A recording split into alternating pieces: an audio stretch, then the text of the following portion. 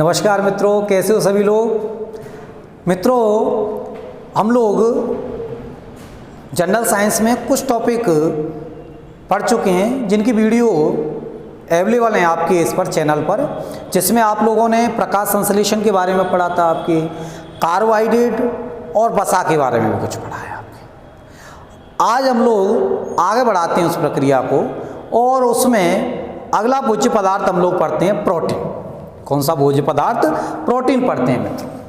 Protein में यदि आप लोग देखोगे तो सबसे पहले प्रोटीन जो है, उस प्रोटीन में ये जो प्रोटीन है, इस प्रोटीन की जो स्थिति है वो क्या है। तो प्रोटीन में देखो मित्रों, सबसे पहले तो हम लोग देखते हैं कि प्रोटीन के खोजकर्ता कौन है। प्रोटीन के खोजकर्ता कौन है? तो प्रोटीन के खोजकर्ता यदि आपसे पूछे जाए कि प्रोटीन के खोजकर्ता कौन है, तो प्रोटीन के खोजकर्ता पर यदि पूछा जाए तो प्रोटीन के खोजकर्ता हैं आपके जे मुल्लियर है। और प्रोटीन का जो नामकरण किया था वो मित्रों, नामकरण किसने किया था? तो नामकरण किया था आपके जे बर्जीलियस ने। जे बर्जीलियस ने किया था मित्रों इसका नामकरण। लेकिन यदि आपको क्वेश्चन इस तरह से पूछा जाता है कि प्रोटीन के खोजकर्ता कौन है और उसमें मुल्लियर ऑप्शन में नहीं रहता है, तो आपको खोजकर्ता बर्जीलियस ही टिक करना है, क्योंकि ऐसा आ चुका है पेपरों में, पहले भी पेपरों में आ चुका है। आप लोग देखना पेपरों को, ओल्ड पेपरों को देखिए आप लोग, पहले ऐसे आ चुका है और इसमें सही आंसर जे बर्जीलियस को माना जा चुका है आपके। तो यदि जे मुल्लियर नहीं है ऑप्शन में तो आप जे बर्जीलियस को टिक कर सकते हो। बाकी खोजकर्ता जे मुल्लियर हैं और नामकरण किसने किया था मित्रों? जे बर्जीलियस ने नामकरण किया था। अब बात आती है कि जो प्रोटीन है मित्रों, इस प्रोटीन के मुख्य स्रोत कौन कौन से हैं? प्रोटीन के जो मुख्य स्रोत हैं वो कौन कौन से हैं मित्रों? तो प्रोटीन के मुख्य स्रोत हैं, यदि आपसे पूछा जाए प्रोटीन के मुख्य स्रोत कौन कौन से हैं, तो प्रोटीन के जो मुख्य स्रोतों में आप बात करोगे तो सबसे ज्यादा मात्रा में यदि प्रोटीन है तो वो प्रोटीन किसके अंदर होती है मित्रों? स्पाइरुलिना में होती है मित्रों। सबसे ज्यादा प्रोटीन यदि आपसे पूछा जाए कि सर्वाधिक प्रोटीन किस में पाई जाती है, तो आंसर क्या होगा मित्रों? स्पाइरुलिना होगा। सबसे ज्यादा प्रोटीन किस में होती है? स्पाइरुलिना में होती है। और स्पाइरुलिना एक क्या है? तो स्पाइरुलिना एक क्या है? आपके शैवाल हैं। स्पाइरुलिना क्या है मित्रों? एक शैवाल है। स्पाइरुलिना एक शैवाल है जिसमें सर्वाधिक प्रोटीन पाई जाती है। और स्पाइरुलिना में लगभग कितनी होती है? तो 60 से 65% क्या पाई जाती है? प्रोटीन पाई जाती है किसके अंदर? स्पाइरुलिना के अंदर।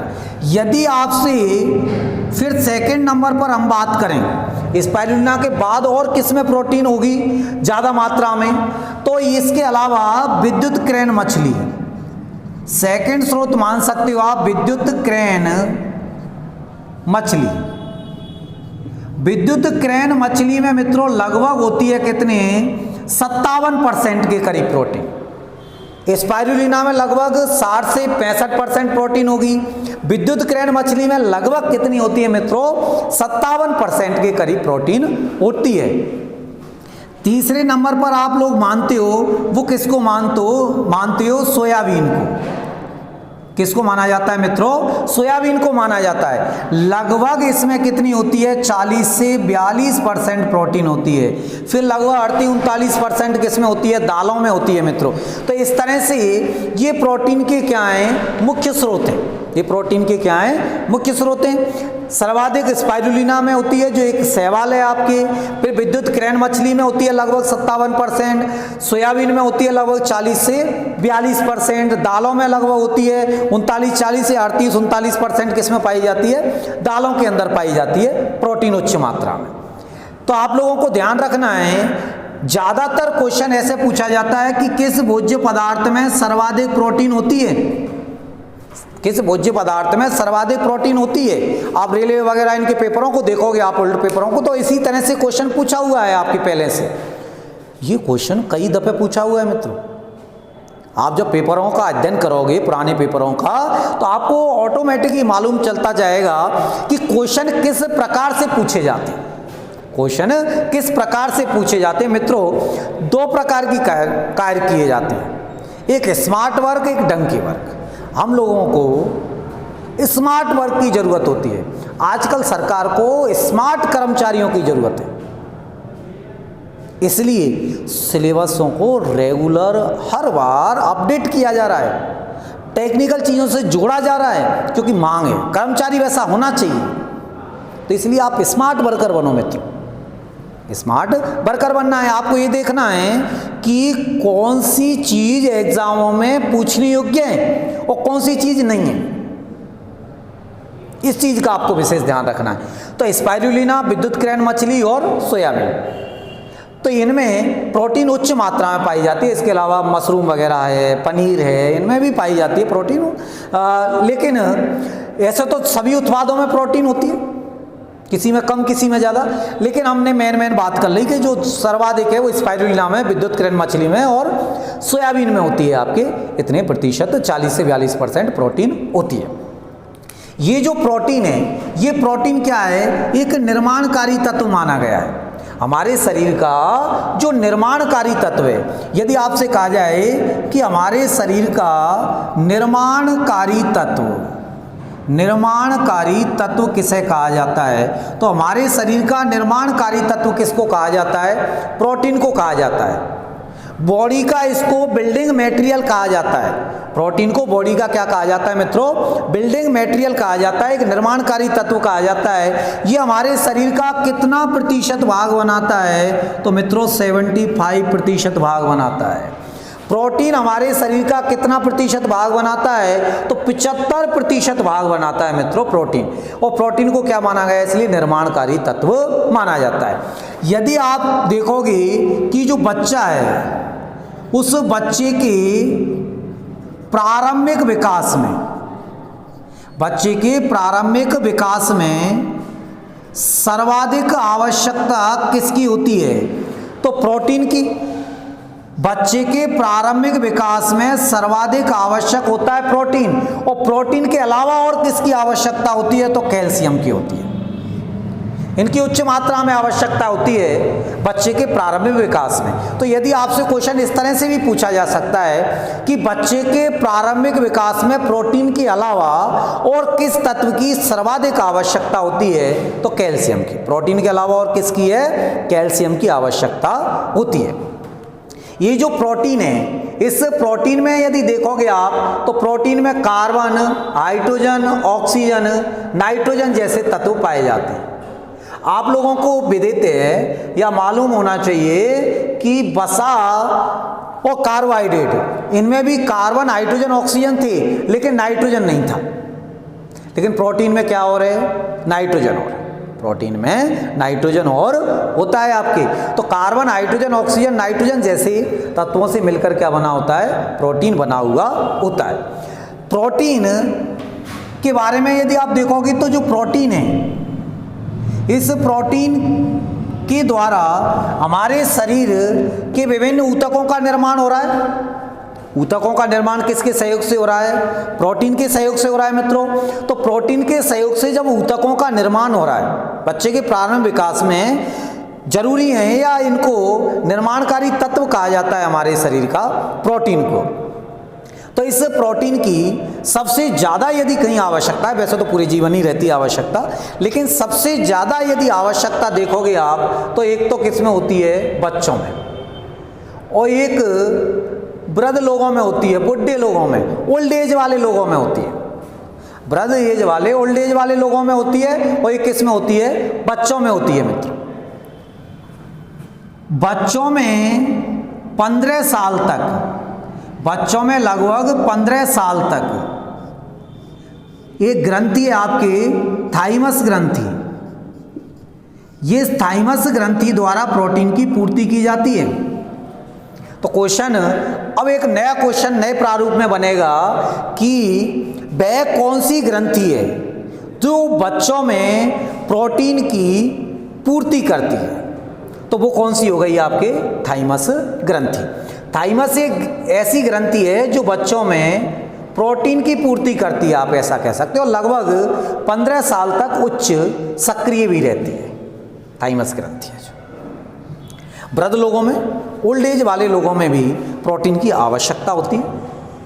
यदि प्रोटीन प्रॉपर नहीं मिल पाया तो जल्दी मृत्यु को प्राप्त हो जाएंगे। तो इसलिए निर्माणकारी तत्व है, इसलिए प्रोटीन की उचित मात्रा में क्या रहती है? आवश्यकता रहती है। अब उसके बाद में हम लोग बात करते हैं मित्रों कि प्रोटीन किससे बना हुआ होता है और क्या मामले हैं। आप इसका स्क्रीनशॉट ले लें जिससे आगे हम बात कर सकें। देखो मित्रों, आगे हम लोग देखते हैं कि जो प्रोटीन है, ये इस प्रोटीन का निर्माण यदि आप लोग देखोगे तो जो प्रोटीन का निर्माण है, इस प्रोटीन का निर्माण कार्बन, हाइड्रोजन, ऑक्सीजन और नाइट्रोजन से हो रहा है। ये जो प्रोटीन है, यदि आपसे पूछा जाए कि प्रोटीन किसका बहुलक है, तो प्रोटीन किसका बहुलक है, मतलब किन एकलक इकाइयों से मिलकर बना हुआ होता है, तो प्रोटीन किसका बहुलक है? तो प्रोटीन एमिनो अम्लों का बहुलक है। प्रोटीन एमिनो अम्लों का क्या है? प्रोटीन एमिनो अम्लों का बहुलक है। यदि आपसे पूछा जाए प्रोटीन किसका बहुलक है, तो आंसर क्या होगा? एमिनो अम्लों का बहुलक है। एक सामान्य एमिनो अम्ल के बारे में यदि आप लोग देखोगे तो ये स्थिति है। अब इसमें हम लोग देखते हैं कि एक जो एमिनो अम्ल है, इसमें एक तो क्या है? COH समूह, एक क्या है? NH2 समूह। ये एमीन समूह है आपके, क्या है आपके? एमीन समूह। तो एक तो क्या है आपके? एमीन समूह है, और एक क्या है आपके? कार्बोक्सिलिक समूह है। कार्बोक्सिलिक समूह है और एमीन समूह है। अब ये जो कार्बोक्सिलिक समूह है, इस कार्बोक्सिलिक समूह की प्रकृति देखी जाए तो इसकी प्रकृति कैसी होगी? तो कार्बोक्सिलिक समूह की मित्रों प्रकृति होगी अम्लीय, और इसकी प्रकृति कैसी होगी? तो इसकी प्रकृति होती है क्षारीय। एमिनो अम्लों में दो प्रकार के समूह पाए जाते हैं, एक तो कार्बोक्सिलिक और एक एमीन समूह पाया जाता है। एमिनो अम्लों में दो प्रकार के समूह पाए जाते हैं, तो एक तो क्या होता है आपके? एमीन समूह होता है, और एक कौन सा होता है? कार्बोक्सिलिक समूह होता है। अब ये जो एमीन समूह है क्षारीय प्रकृति का है, कार्बोक्सिलिक समूह कैसा है? अम्लीय प्रकृति का है मित्रों। ये जो एमीन है, एमिनो अम्ल है, उसकी ये स्थिति है।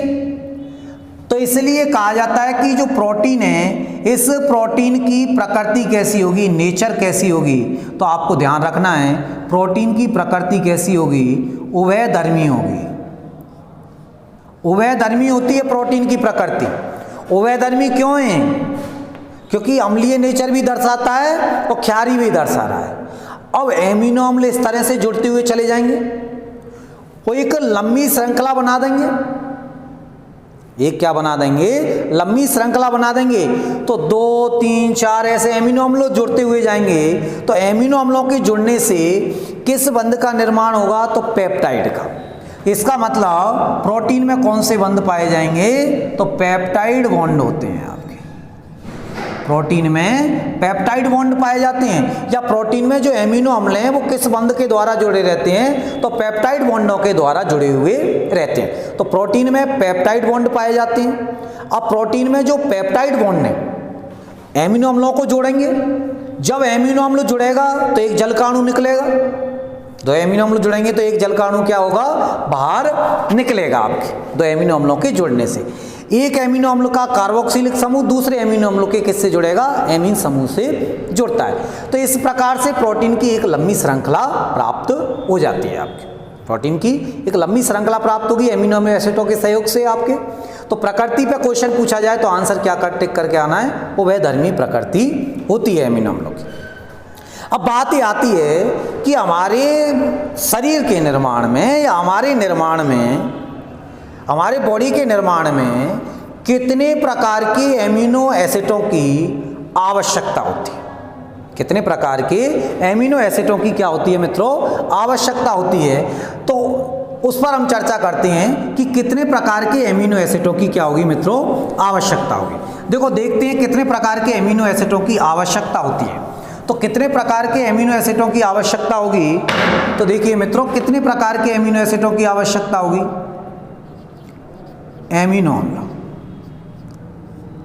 तो हमारे शरीर के निर्माण हेतु कुल कितने प्रकार के एमिनो अम्लों की आवश्यकता होती है, तो कुल कितने प्रकार के एमिनो अम्लों की आवश्यकता होती है, 20 प्रकार के एमिनो अम्लों की आवश्यकता होती है।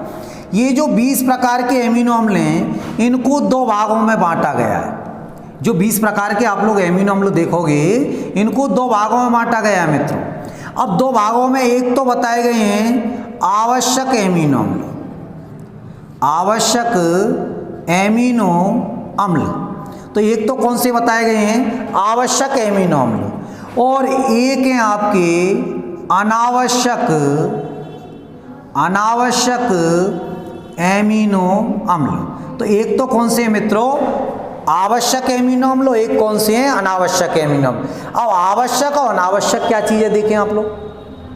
तो आवश्यक एमिनो अम्ल वे एमिनो अम्ल हैं जो आपके शरीर के अंदर संश्लेषित नहीं होते, आपको किसके रूप में लेने होते हैं, भोजन के रूप में लेने होते हैं। तो आवश्यक एमिनो अम्ल कौन से एमिनो अम्ल होते हैं, तो ये वे एमिनो अम्ल हैं जो शरीर में क्या नहीं होते हैं, शरीर में संश्लेषित नहीं होते, संश्लेषित नहीं।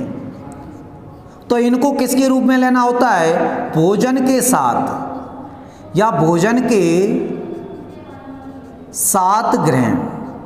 तो ये भोजन के रूप में लिए जाते हैं मित्रों, आपके शरीर में नहीं बनते हैं। वो कौन से हैं, आवश्यक एमिनो अम्ल हैं। अनावश्यक एमिनो अम्ल कौन से होते हैं, तो मित्रों अनावश्यक एमिनो अम्ल वे एमिनो अम्ल हैं जिनका निर्माण आपके शरीर के अंदर होता है, बाहर से लेने की आवश्यकता नहीं है, बाहर से लेने की आवश्यकता नहीं है। तो अनावश्यक कौन से होते हैं, तो ये वे एमिनो अम्ल हैं, इनका संश्लेषण शरीर में, इनका क्या होता है, संश्लेषण होता है, या ये शरीर में संश्लेषित हो जाते हैं। तो इनको भोजन के साथ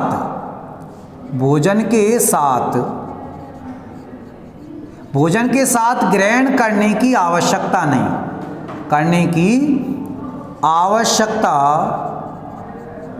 नहीं, तो इनको भोजन के रूप में या भोजन के साथ ग्रहण करने की आवश्यकता नहीं है। लेकिन इनको भोजन के साथ ग्रहण करने की आवश्यकता रहती है कौन से, आवश्यक एमिनो अम्लों को, अनावश्यक को नहीं रहती है। ये मानव शरीर में संश्लेषित हो जाते हैं, मानव शरीर में क्या होते हैं, संश्लेषित होते हैं, जबकि ये मानव शरीर में संश्लेषित नहीं होते शरीर के अंदर। अब देखो 20 प्रकार के जो एमिनो एसिड हैं, अभी मैंने आपसे बात की थी कि आप लोगों को एक स्मार्ट वर्कर होना है, ढंग की वर्किंग नहीं करनी है। अब आपको 20 याद करने की आवश्यकता नहीं है मित्रों। आप लोग क्या करोगे, कोई भी इनमें से या तो आवश्यक को याद कर लो या अनावश्यक को याद कर लो, जो भी याद हो जाता है वो कर लीजिए, बाकी अगले को छोड़ दो, अगले को वैसे टिक हो जाए। यदि आप 20 को याद करोगे, हो सकता है कि ओवरलैप हो जाए, उसमें कंफ्यूज हो जाओ आप। ये जो आवश्यक है इनकी संख्या कितनी है, 10। जो अनावश्यक है इनकी संख्या भी कितनी है, 10 है मित्रों। अब आवश्यक के लिए मैं आपको एक ट्रिक बता देता हूं, उस ट्रिक के द्वारा आप याद कर सकते हो। आप चाहो तो ट्रिक का इस्तेमाल कर सकते हो, आप पर डायरेक्ट याद हो जाते हैं, तो डायरेक्ट याद कर सकते हो, जैसा भी आपको अच्छा लगे, जैसे भी आप कंफर्टेबल फील करो। देखो इसके लिए एक ट्रिक काम में ले सकते हो, टीवी मील पाथ। इसके लिए एक ट्रिक काम में ले सकते हो, कौन सी, टीवी मील पाथ। इस ट्रिक को काम में ले सकते हो। देखो टी का मतलब क्या है, ट्रिप्टोफैन,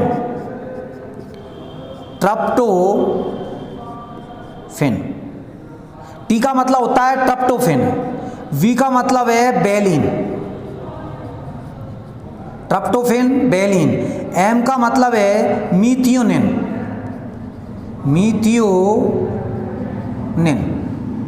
एम का मतलब क्या है, मीथियोनिन है मित्रों। आई का मतलब क्या है, आइसोल्यूसिन है, आई का मतलब क्या है, आइसोल्यूशिन है। आई का मतलब है आइसोल्यूशिन, और इस एल का मतलब है ल्यूशिन। इस एल का मतलब क्या है, ल्यूशिन है। और ये दूसरे एल का मतलब हम लोग क्या मान लेते हैं, लाइसिन। एम का मतलब मीथ्योनिन हो गया, आई का मतलब आइसोल्यूशिन हो गया, एल का मतलब ल्यूशिन, और दूसरे एल का मतलब लाइसिन मान लिया आप लोगों ने। पी का मतलब क्या है, फेनिल एलानिन। पी का मतलब क्या मानते हैं आप, फेनिल एलानिन। फेनिल एलानिन, तो फेनिल एलानिन मान लेते हैं। पी का मतलब क्या है, फेनिल एलानिन है। ए का मतलब क्या है, आर्जिनिन। ए का मतलब क्या है, आर्जिनिन है मित्र, आर्जिनिन। टी का मतलब है थ्रियोनिन, थ्रियोनिन। और एच का मतलब क्या है, स्टेडीन। एच का मतलब है स्टेडीन। तो ये कुल 10 प्रकार के एमिनो अम्ल हैं मित्रों। टीबी मील पाथ, टी का मतलब ट्रिप्टोफेन, बी का मतलब वेलिन, एम का मतलब मीथ्योनिन, आई का मतलब आइसोल्यूशिन, एल का मतलब ल्यूशिन, एक एल का मतलब लाइसिन, पी का मतलब फेनिलएलानिन, ए का मतलब आर्जिनिन, टी का मतलब थ्रियोनिन और एच का मतलब स्टेडीन। तो ये 10 प्रकार के आवश्यक एमिनो अम्ल होते हैं मित्रों। 10 प्रकार के क्या हैं, आवश्यक एमिनो अम्ल होते हैं आपके। और 10 कैसे हैं, अनावश्यक एमिनो अम्ल। आप 10 को याद कर लीजिए, आसानी से आपके एग्जाम का काम चल जाएगा। आसानी से आपकी एग्जाम का काम चल जाएगा। आपको 10 याद होंगे, वो छटवाएगा, आप आसानी से आंसर टिक कर पाते हो। तो इस तरह से 20 प्रकार के एमिनो अम्ल हैं। एक मित्रों आप लोगों को ध्यान रखना है, एक ग्लाइसिन है। ग्लाइसिन एक एमिनो अम्ल है। इस ग्लाइसिन को लेकर के क्वेश्चन अलग से किस तरह से पूछा जाता है वो देखें आप लोग। तो ग्लाइसिन यदि आपसे पूछा जाए कि सबसे छोटा एमिनो अम्ल, तो सबसे छोटा एमिनो अम्ल कौन सा है, तो ग्लाइसिन है। सबसे छोटा एमिनो अम्ल कौन सा है, ग्लाइसिन है आपके। तो सबसे छोटा एमिनो अम्ल जब भी आपसे पूछा जाता है, आंसर क्या हो जाएगा, सबसे छोटा एमिनो अम्ल ग्लाइसिन हो गया। वह एमिनो अम्ल जो प्रकाशिक समायवता नहीं दर्शाता, प्रकाशिक समायवता, प्रकाशिक समायवता नहीं दर्शाता। तो वह एमिनो अम्ल जो प्रकाशिक समायवता नहीं दर्शाता वो भी कौन सा है, ग्लाइसिन है। क्योंकि इस एमिनो अम्ल में क्या नहीं पाया जाता है, कीरेल कार्बन नहीं पाया जाता है। कीरेल कार्बन अनुपस्थित होता है, इसमें कीरेल कार्बन नहीं पाया जाता है। सबसे छोटा एमिनो अम्ल ग्लाइसिन है। ये प्रकाशिक समायवता नहीं दर्शाता क्योंकि इसमें क्या नहीं पाया जाता है, कीरेल कार्बन नहीं पाया जाता है। तो इसमें कीरेल कार्बन नहीं होता है, इसलिए ये समायवता नहीं दर्शाता। और सबसे छोटा क्या है, एमिनो अम्ल है। तो इस तरह से एमिनो अम्लों के बारे में आप लोगों से प्रोटीन से लिंक कर सकता है आप लोगों के क्वेश्चन आपके। इसके अलावा कुछ चीजें हम लोग देखते हैं कि जो प्रोटीन है, इस प्रोटीन के सहयोग से हमारे शरीर का निर्माण हो रहा है। तो जिसमें यदि आप लोग देखोगे तो किस किस तरह से प्रोटीन पाई जाती है, उस पर भी हम लोग चर्चा कर लेते हैं। तो आप लोग इसका स्क्रीनशॉट लें, फिर उससे आगे बढ़ते हैं। आप देखो आगे जब आप लोग देखोगे तो इस पे जैसे ही आगे देखते हैं तो जो एमिनो अम्ल है, एमिनो अम्लों के सहयोग से प्रोटीन का निर्माण हो रहा है, मतलब बहुलक है। प्रोटीन किसका बहुलक है, तो आप कह सकते हो कि एमिनो अम्लों का क्या रहती है, बहुलक रहती है प्रोटीन। अब आप लोग देखोगे तो जो प्रोटीन है, जैसे आप लोगों से पूछा जाए कि जो रक्त है, रक्त में कौन सी प्रोटीन पाई जाती है, तो आप लोग कहते हो कि रक्त में हीमोग्लोबिन होता है, जिसके कारण रक्त का लाल रंग होता है। जैसे ही हीमोग्लोबिन वर्णक में टूटता है तो आप लोग कह देते हो कि कौन सी प्रोटीन पाई जाती है, ग्लोबिन प्रोटीन पाई जाती है। आसानी से आप लोग बता देते हो कि कौन सी प्रोटीन पाई जाती है, ग्लोबिन प्रोटीन पाई जाती है रक्त में। लेकिन यदि आपसे पूछा जाए कि रक्त में सर्वाधिक मात्रा में कौन सी प्रोटीन पाई जाती है, तो अब आंसर चेंज हो जाएगा मित्रों। रक्त में सर्वाधिक मात्रा में कौन सी प्रोटीन है, तो आपको ध्यान रखना है एल्ब्यूमिन पाई जाती है। रक्त में सर्वाधिक मात्रा में पाए जाने वाली प्रोटीन कौन सी है, एल्ब्यूमिन प्रोटीन होती है, रक्त में सर्वाधिक मात्रा में पाई जाती है आपके एल्ब्यूमिन प्रोटीन। लगभग 4-4.5 के करीब, 4.5 या 4% के करीब कौन सी प्रोटीन पाई जाती है, एल्ब्यूमिन प्रोटीन पाई जाती है। इसके अलावा चोट लगने पर रक्त का थक्का बनाने में सहायक प्रोटीन, तो रक्त का थक्का बनाने में सहायक प्रोटीन कौन सी रहती है, फाइब्रिनोजन। तो रक्त का थक्का बनाने में सहायक प्रोटीन कौन सी है, तो आंसर क्या होगा, फाइब्रिनोजन। एक स्वस्थ व्यक्ति के जब चोट लगती है तो रक्त का थक्का लगभग कितने समय में बन जाना चाहिए, लगभग 3 से 8 मिनट में बन जाना चाहिए।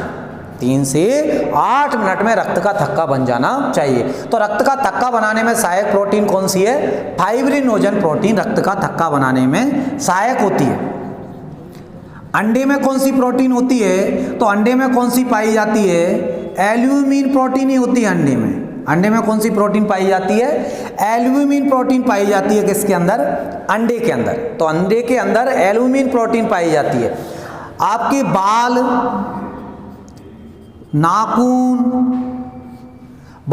नाखून, त्वचा, इसके अलावा मवेशी के खुर, अरे जो पैर, तो मवेशी के खुर और सींग, ये किस प्रोटीन के बने होते हैं, तो बाल, नाखून, त्वचा, मवेशी के खुर और सींग, ये किस प्रोटीन के बने होते हैं, तो आपका आंसर होगा केराटिन प्रोटीन के बने हुए होते हैं। किसके बने हुए होते हैं, केराटिन प्रोटीन के बने हुए होते हैं आपके। तो बाल, नाखून, कई दफे आया हुआ क्वेश्चन है, तो बाल, नाखून, त्वचा, मवेशी के खुर, सींग, ये किस प्रोटीन के बनते हैं, तो केराटिन प्रोटीन के बनते हैं। अंडे में कौन सी हो गई, एल्ब्यूमिन। रक्त का थक्का बनाने में सहायक फाइब्रिनोजन, रक्त में सर्वाधिक मात्रा में एल्ब्यूमिन है। रक्त में कौन सी, ग्लोबिन प्रोटीन है। इसके अलावा आप लोग बात करोगे कि जो मांसपेशी हैं, मांसपेशियों में कौन सी, तो मांसपेशियों के संकोचन और अनुशीतलन, मांसपेशियों के संकोचन और अनुशीतलन में कौन सी प्रोटीन सहायक हैं, तो आपको एक्टिन और कौन सी हैं, मायोसिन। मांसपेशियों के संकोचन और अनुशीतलन में सहायक प्रोटीन कौन सी हैं, तो कौन सी हैं आपके, एक्टिन और मायोसिन है। लेकिन यदि आपसे पूछा जाए मांसपेशियों का लाल रंग किसके कारण होता है, आप लोगों को विदित है कि रक्त का लाल रंग तो किसके कारण होता है, हीमोग्लोबिन के कारण होता है। लेकिन मांसपेशियों का लाल रंग किसके कारण होता है, तो मायोग्लोबिन के कारण। तो मांसपेशियों का लाल रंग किसके कारण होगा, मायोग्लोबिन के कारण होगा। मांसपेशियों में एक्टिन और मायोसिन प्रोटीन होती है, एक्टिन और कौन सी पाई जाएगी, मायोसिन प्रोटीन पाई जाएगी। यदि आपसे पूछा जाए दूध में कौन सी प्रोटीन होती है, तो दूध में कौन सी होती है, कैसीन प्रोटीन पाई जाती है। दूध में कैसीन प्रोटीन पाई जाती है। गाय के दूध में कैसीन प्रोटीन ज्यादा मात्रा में होती है, इसलिए गाय का दूध पीला होता है मित्रों। यदि आपसे पूछा जाए कि गाय का दूध पीला किसके कारण होता है, तो किसके कारण होता है, कैसीन प्रोटीन के कारण गाय का दूध कैसा होता है, पीला होता है। दही में कौन सी होती है, तो दही में पाई जाती है कैल्शियम पैराकैसिनेट। तो दही में पाई जाती है कैल्शियम पैराकैसिनेट। दही में कौन सी होगी, कैल्शियम पैराकैसिनेट। तो कैल्शियम पैराकैसिनेट जो प्रोटीन है वो किस में पाई जाती है, तो कैल्शियम पैराकैसिनेट प्रोटीन किस में पाई जाती है, तो दही में पाई जाती है। तो इस तरह की कुछ इंपॉर्टेंट प्रोटीन थी जो भी आप लोगों को ध्यान रखनी है। इसी तरह से क्वेश्चन डायरेक्ट पूछ लिया जाता है। अब अंतिम बात करते हैं हम प्रोटीन पर, और वो है आपके कि प्रोटीन से कितनी ऊर्जा प्राप्त होती है। तो आप लोगों ने देखा कि सबसे पहले ऊर्जा देने वाला भोज्य पदार्थ कार्बोहाइड्रेट है, फिर कौन देगा, वसा। सबसे एंड में किससे प्राप्त होती है, प्रोटीन से। क्यों? क्योंकि प्रोटीन का पाचन लास्ट तक होता है, बाद में हो पाता है प्रॉपर रूप से, इसलिए सबसे एंड में ऊर्जा प्राप्त होती है। दूसरा रीजन, प्रोटीन टूटेगी तो इसका मतलब शरीर के अंग टूट रहे हैं, अंदर से शरीर के अंग टूट रहे हैं, तो इनसे पहले ऊर्जा आपको कार्बोहाइड्रेट से मिल जाएगी, वसा से मिल जाएगी, सबसे एंड में प्रोटीन से ऊर्जा मिलती है। तो प्रोटीन के यदि 1 ग्राम पर बात की जाए तो प्रोटीन के 1 ग्राम पूर्ण ऑक्सीकरण से या पूर्ण पाचन से कितनी ऊर्जा प्राप्त होती है, तो लगभग कितनी होगी, 4.2 किलो कैलोरी ऊर्जा प्राप्त होती है। जबकि कार्बोहाइड्रेट से कितनी है, 4.0 किलो कैलोरी, मतलब बहुत कम अंतर है प्रोटीन और कार्बोहाइड्रेट में, प्रोटीन और कार्बोहाइड्रेट में। तो ये मित्रों प्रोटीन को लेकर के विभिन्न तथ्य थे। यदि आपको ये वीडियो पसंद आया हो तो वीडियो को सब्सक्राइब करें तथा चैनल को लाइक करें और ज़्यादा से ज़्यादा लोगों तक इसको शेयर करें, जिससे ज़्यादा से ज़्यादा स्टूडेंटों को इसका बेनिफिट मिल सके। बहुत बहुत धन्यवाद आप सभी लोगों को। जय हिंद।